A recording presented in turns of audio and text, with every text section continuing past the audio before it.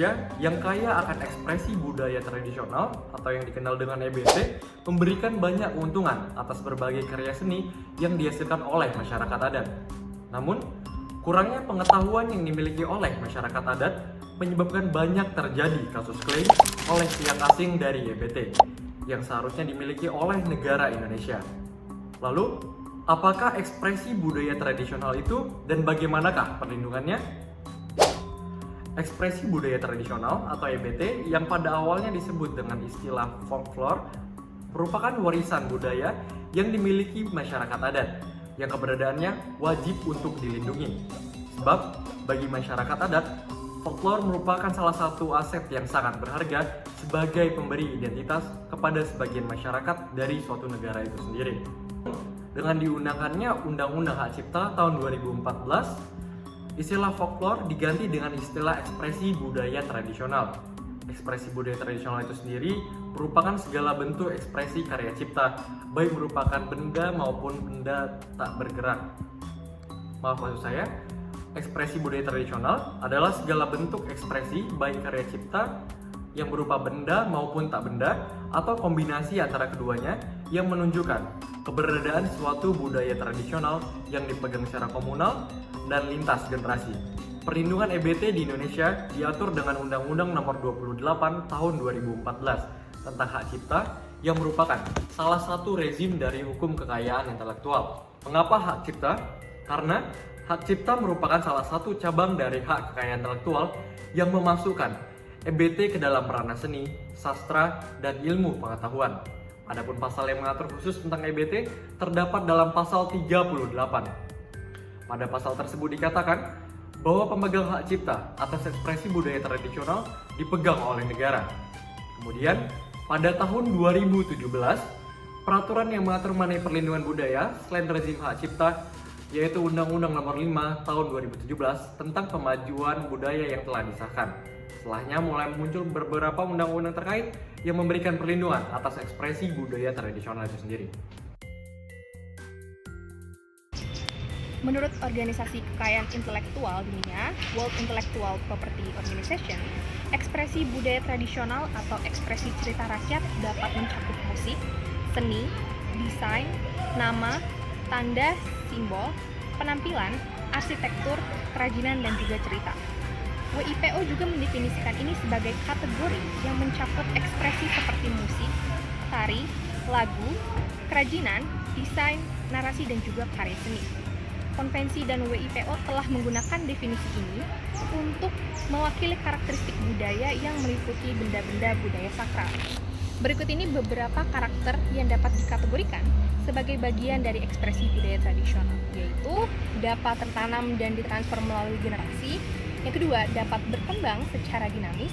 Dan yang ketiga, dapat dikelola sesuai dengan identitas masyarakat. Di samping itu, bila kita melihat dari segi perundang-undangan, nyatanya telah diatur juga dalam Peraturan Pemerintah Republik Indonesia Nomor 56 Tahun 2022 tentang Kekayaan Intelektual Komunal.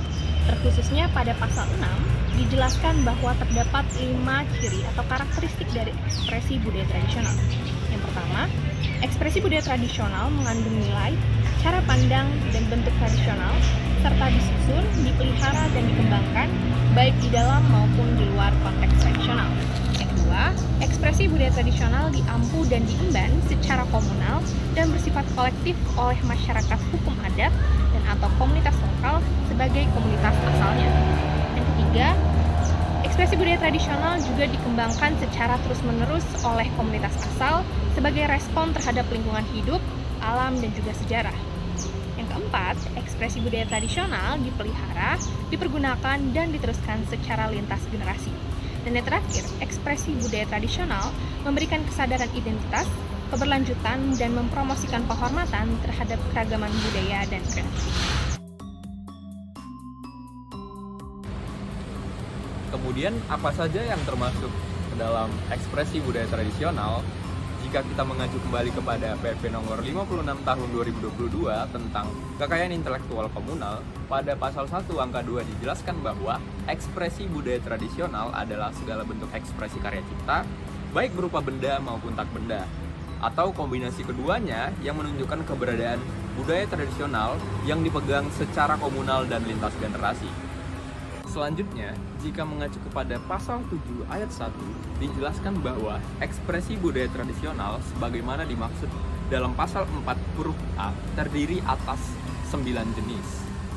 Yang pertama verbal tekstual, yang kedua musik, yang ketiga gerak, yang keempat teater, yang kelima seni rupa, yang keenam upacara adat, yang ketujuh arsitektur, yang kedelapan lanskap, yang kesembilan bentuk ekspresi lainnya sesuai dengan perkembangan zaman. Kemudian, jika mengacu kepada ayat 2 pasal ke-7, dijelaskan bahwa dalam mewujudkan bentuk ekspresi sebagaimana dimaksud pada ayat 1, ekspresi budaya tradisional dapat menggunakan sumber daya genetik. Sumber daya genetik sendiri memiliki pengertian sebagaimana dimaksud pada ayat 2 yang diatur pada pasal 1 angka ke-4 yang menjelaskan bahwa sumber daya genetik adalah material genetik yang berasal dari tumbuhan, hewan, atau jasad renik yang mengandung unit yang berfungsi sebagai pembawa sifat keturunan yang mempunyai nilai nyata maupun potensial. Hukum terhadap ekspresi budaya tradisional di Indonesia berbeda dengan ciptaan lainnya. Menurut pasal 60 ayat 1 Undang-Undang Hak Cipta Negara atas ekspresi budaya tradisional tetap berlaku hingga pemberitahuan lebih lanjut. Dalam Undang-Undang Hak Cipta terdiri dari hak ekonomi dan hak moral. Hak ekonomi mempunyai batas waktu, namun hak moral dapat bertahan tanpa batas waktu. Selain itu, konservasi melalui inventarisasi juga dilakukan untuk melindungi ekspresi budaya tradisional. Oleh karena itu, jangka waktu perlindungan hukum terhadap ekspresi budaya tradisional di Indonesia tidak mempunyai batasan waktu, sehingga perlindungan tersebut dapat berlangsung terus-menerus dan tidak berbatas pada waktu tertentu. Hingga Juli tahun 2023, terdapat 5 provinsi yang telah mencatatkan jumlah ekspresi budaya tradisional kekayaan intelektual komunal tertinggi, yaitu ada Maluku dengan 54 pencatatan, di posisi kedua disusul dengan Sulawesi Tenggara dengan 52 pencatatan, Jawa Tengah dengan 36 pencatatan, Bangka Belitung dengan 20 pencatatan, serta di posisi 5 ada Sulawesi Barat dengan 19 pencatatan ekspresi budaya tradisional. Beberapa contoh dari ekspresi budaya tradisional ada motif batik bakaran Kedelai Kecer yang merupakan salah satu dari 18 motif batik bakaran yang berasal dari Jawa Tengah. Ada tari Serimpi Gambir Sawit Paku Alaman, sebuah tarian bermakna perang dari Yogyakarta yang diiringi dengan gending beksan.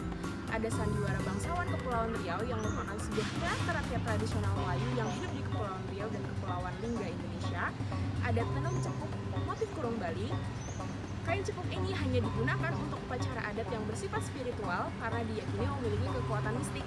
Tari Pakarena Goa Sulawesi Selatan, tarian ini juga menggambarkan perpisahan Boting Langi atau Kayangan dengan Lino atau bumi.